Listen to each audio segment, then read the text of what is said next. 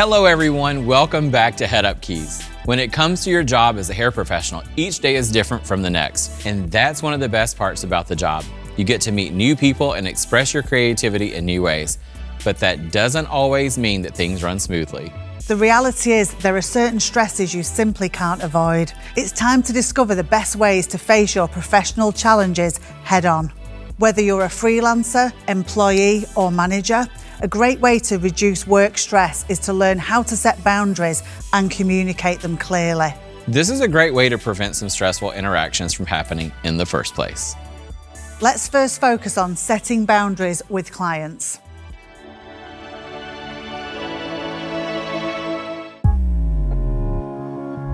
Eu acho que quando eu comecei a colocar algumas barreiras, alguns bloqueios no meu dia a dia, me ajudou muito. E a me entender que a minha profissão ela é tão importante quanto qualquer outra. Então, por exemplo, se aquela cliente ela realmente quer fazer o cabelo comigo, ela vai achar um horário para agendar aquilo comigo. Assim como ela faz isso com um médico, com um advogado, com um dentista. E ela tem que entender que a nossa profissão é tão gratificante quanto.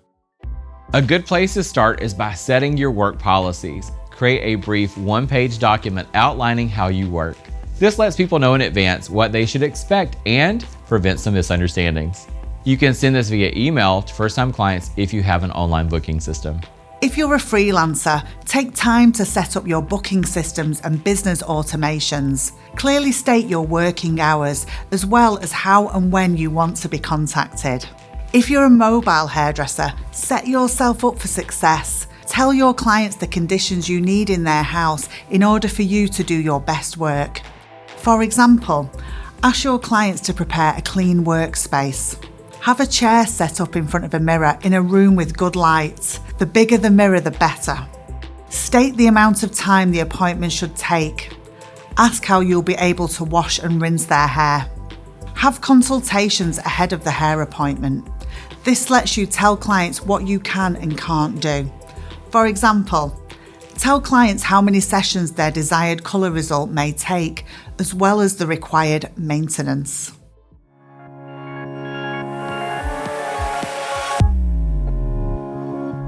Sometimes when you book clients straight in for a consultation without having gone through your policies, your prices, and how you work, when they come in for that consultation, you then may realise in that moment that it's not going to work.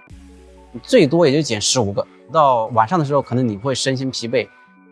So that then kind of wasted your time and theirs, which is why I try and do quite a lot of that work through email. No matter what type of hair pro you are, be upfront about the price for your services in the beginning. Be clear with cost from the start. It helps avoid awkward interactions later on. Setting boundaries helps you to avoid many stressful situations, but some things are simply out of your control. Clients can be late, maybe they don't like the results, or they're very anxious. Whatever the scenario, these things happen all the time, and you can't change this. But you can be prepared for them and as a result, react in less stressful ways. We do this by having a list of prepared professional statements in your toolbox. When a client is 15 minutes late, it puts you in a tough position to get the job done in less time. This creates a lot of pressure, but you can avoid this by telling the client what they can expect from the appointment within the remaining time. Unfortunately, you're 20 minutes late, so I won't be able to do a full highlight, but I can do a partial highlight instead. Setting this boundary is a great way to show your professionalism and ultimately gain your client's respect. I have this client that is not happy, and just for that reason I'm stressed because it's my salon and I have a client that is not happy. Because the client knows their face the best. Client knows their comfort zone. Okay, we can only enhance the style, we can only make them look better, but if somebody is not comfortable in their shell, it's okay. Firstly, it's important to make the client feel heard and recognize their feelings. Try not to get defensive yourself. You want to validate that you hear that they're not happy and then ask how they'd like to proceed. For example, yes, I hear what you're saying. I'm sorry you're disappointed. How can I fix this for you? Say versions of these in your own words. With 1 in 5 people struggling with anxiety, it's not unusual to interact with a client who is experiencing it. If you know how to recognize an anxious client, try to validate their feelings. Maybe change your body language and tone to better engage with them. This can help create a more positive experience.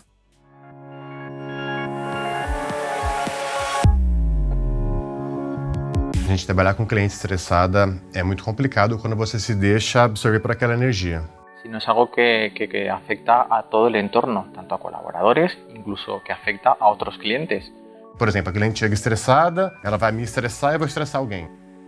O stress dos clientes, a agitação que os clientes trazem, obviamente pode nos fazer desfocar completamente e desalinhar do nosso trabalho.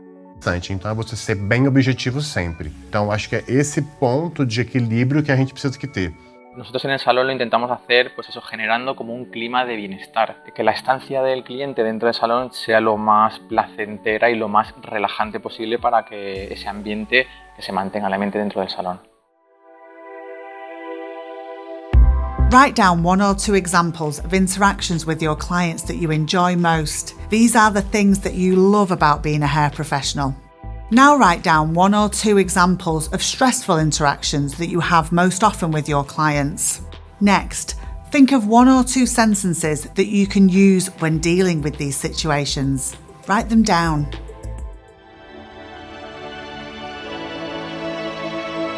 If you work in a salon, then clients aren't the only people you interact with. You've got co-workers.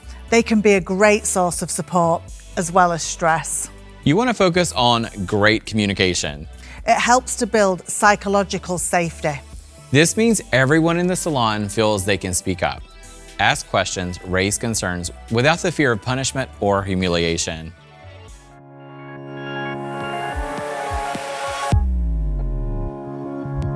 Communication is key. Like if you're having a bad day, you're having a bad day. That is absolutely fine. But maybe communicate that to the people around you. It's very important to share your emotions. Sometimes you're so much into yourself, you don't share things. And when you don't share things, you keep building up. More you open up with people, there'll be people around you to help you when you're stuck with something. No matter what your job is in the salon, you play a part in creating a healthy salon culture. It comes down to personal accountability. This means change starts with you. Be mindful of the energy you bring into the room and how this can affect others. We've got a tip. Remember those self-care tools? They can help you to bring your best energy while at work. When you're a manager, define key roles and jobs.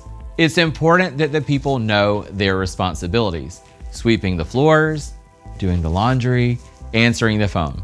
Be clear with your expectations. This reduces anxiety in your team as it avoids confusion and resentment. When you're a manager who works behind the chair and manages a salon at the same time, it can be hard for your team to know when is best to speak with you. Plan for check-in times with your team members once a month or quarterly so that they know there's always an opportunity to talk. A healthy team starts at the top. Lead by example as you encourage your team to create a good work-life balance. Porque não é só sobre mim. Eu acho que eu tenho uma equipe que também tem uma vida. You're actually spending half of your day or half of your life with them. Das sind nicht meine Mitarbeiter, das sind die wichtigsten Menschen nach meiner Familie in meinem Leben. Isso deixa-me muito feliz, não trabalhar sozinha, ter sempre pessoas à minha volta. Ultimately, a healthy salon culture depends on everybody playing their parts. We're going to ask you one question. How do you handle constructive feedback? This is for all you hair pros out there, freelance, employee or manager. Go to the episode 3 section of your notebook and follow the instructions. Remember to take your time.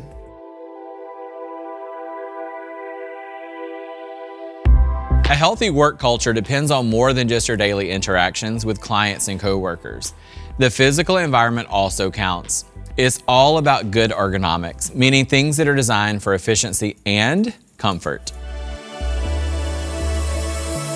As a hair professional, you're on your feet all day. So think about the types of shoes you wear.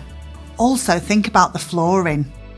Hard flooring causes strain on your feet, legs, and especially your back.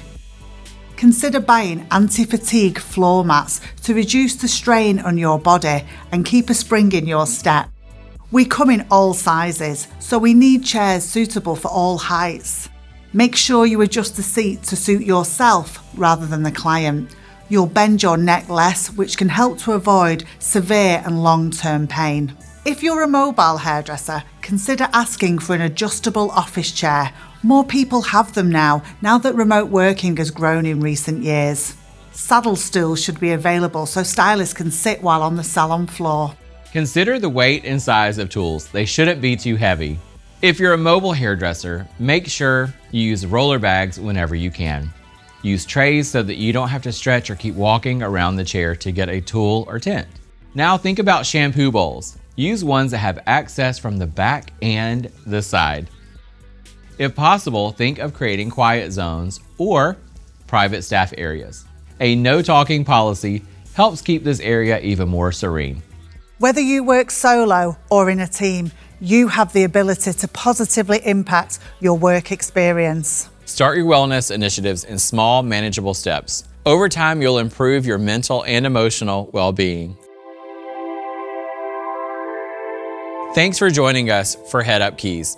All of us at L'Oreal Professionnel appreciate that you took the time to learn more about mental health in the hair industry. We're proud of your commitment and self-reflection, and you should be proud too, but the journey doesn't end here. We hope that you continue to use the tools you learned to care for yourself and others. Head up together.